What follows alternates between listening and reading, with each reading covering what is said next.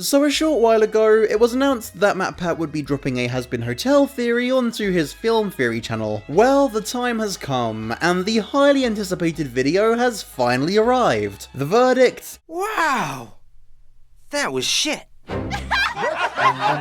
Hell, even some of the show's crew are tearing into it. Now, I myself produce Hazbin Hotel theories on my channel, which you should totally subscribe to, by the way. So naturally, I have thoughts. And by thoughts, I do of course mean scathing criticisms. Yay. Before I get into it, I can't stress enough that the point of this video is not to attack MatPat himself. I'm sure he's a cool enough dude. He was kind enough to gift Depop Undertale. The aim of this video is to solely constructively criticize his content, albeit perhaps in a tongue-in-cheek sort of way. Basically what I'm saying is, I'm totally going to trash talk his content, please don't kill me. Wait, would that make me double dead? Now, I don't really want to spend too much time focusing on the first part of the video. In case you don't know what I'm on about, I'm referring to his Alastor is Bill Cipher theory. I mean, that kind of thing went over so well the first time, so why not try it again, am I right? To his credit though, at least the segment actually had a disclaimer at the beginning saying that the theory isn't true. That being said, I'm feeling petty and I'm going to bully him for it anyways. Trust me though, I have my reasons. So, what exactly is this theory based on? Well, MatPat himself admits that the theory is almost entirely based on superficial resemblances, such as their appearances and inclination to making deals. And you know what, he does kind of have a point. They're pretty similar in that regard. However, my problem is with the claims he makes after making that point. He starts off by saying that Alastor's voice having a radio effect is totally random. Instead of googling the reason, like a normal person, and learning that Alastor was a radio host in New Orleans, Louisiana, Matthew instead decides to bullshit his own reason because he was too lazy to search for the information. You whores have no class! He then goes on to state that the type of radios Alastor broadcasts on were used in the late 30s to the early 40s, and because Bill Cipher is associated with the song We'll Meet Again, which was popular around that time, that's meant to mean something? That'd be a flimsy enough connection, but yes, it does get even flimsier. Alastor died in 1933, 6 years prior to when We'll Meet Again even came out. Again, this is basic information, and all it takes to find it is a quick Google search. It's completely baffling to me why he wouldn't have looked this up. Or maybe he's intentionally omitting information so that he can construct a theory with half of the facts. Either way, it kinda sucks, Chief. What? What? What?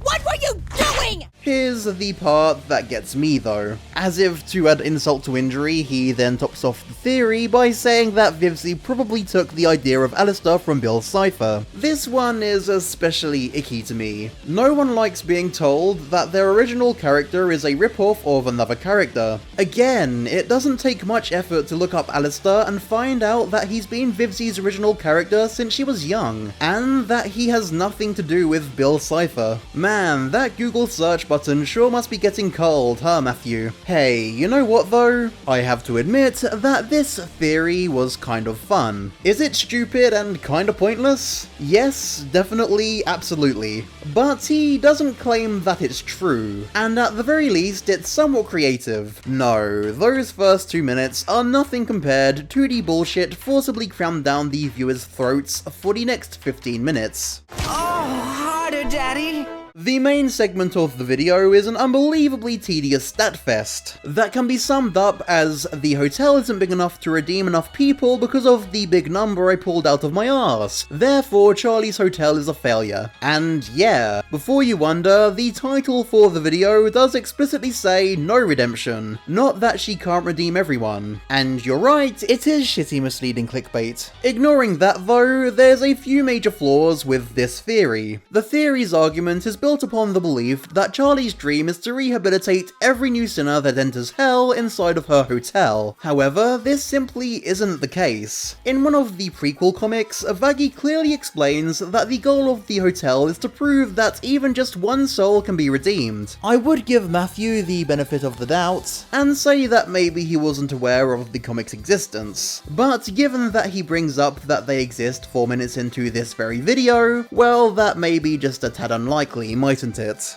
Truth be told, there's not much Hazbin Hotel media to base your information on. Why would you choose not to use the comics for your research? Honestly, I think it's pretty likely that he nor his team bothered to read them. Obviously, I don't expect everybody to know everything and never make mistakes. I'm very anti-gatekeeping, but from a channel with 10 million subs and a huge team behind it, it just seems so lazy. But believe me, it gets worse. Say what now? Not only is the assumption he's based his theory upon false, but there are even more cracks. The most obvious one, which a lot of you have pointed out already, is that he assumes drugs are a sin in Hazbin Hotel's universe, and a big part of his video is devoted to calculating statistics based on that assumption. However, as most of us are aware, drug use won't get you into hell in Hazbin Hotel. This information comes directly from Vivzie herself. I don't know how many times I need to say this, but Google is right there. His classification for sins is kind of rigid too. Like, he chooses to fixate solely on drug use, theft, violent crime, and infidelity. Ah yes, the only 4 sins. Ha!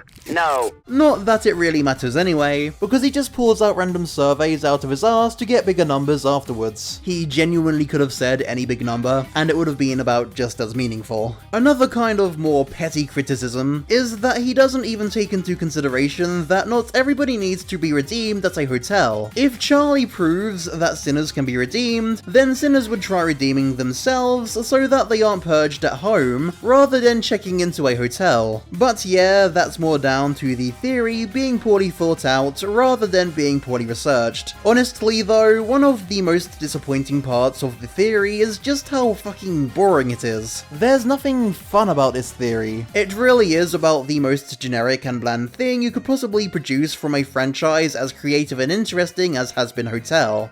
You think I'm some kind of fucking clown? It especially feels like a wasted opportunity because I can think of far more interesting angles to take this video topic. For example, Helluva Boss spoilers, but as recently as the latest episode, the cherubs were kicked out of heaven for accidentally murdering someone, which actually does raise the question of whether or not sinners can be redeemed. But MatPat wouldn't know that because MatPat doesn't watch Helluva Boss, which is made obvious in the second part of his theory. In this part, he introduces Helluva Boss into the theory, specifically Imp, who he claims is Charlie's biggest threat. Because, you know, in Helluva Boss, they kill people, and Charlie wants to redeem people. Dude, they kill about 1 person per week, and evidently struggle at it. He then goes on to say Charlie and Imp have quote-unquote opposing ideals, and if they were to duke it out, then either side could be the victor. Because, you know, they're totally working directly against each other, and clearly the Princess of Hell is evenly matched with these meddling imps and their damn hellhound. In case you needed further proof that he's phoning it in though, he refers to Stolas as Stolas, and the immediate murder professionals as the immediate murder patrol, as if they didn't say who they were enough times in their jingle. When you want somebody gone and you don't want to wait too long, call the immediate murder professionals. Personally, I'm not convinced that Matthew has watched the pilots for either show, nor any episode of Helluva Boss Season 1. It couldn't be any clearer that he made the video on Hazbin Hotel,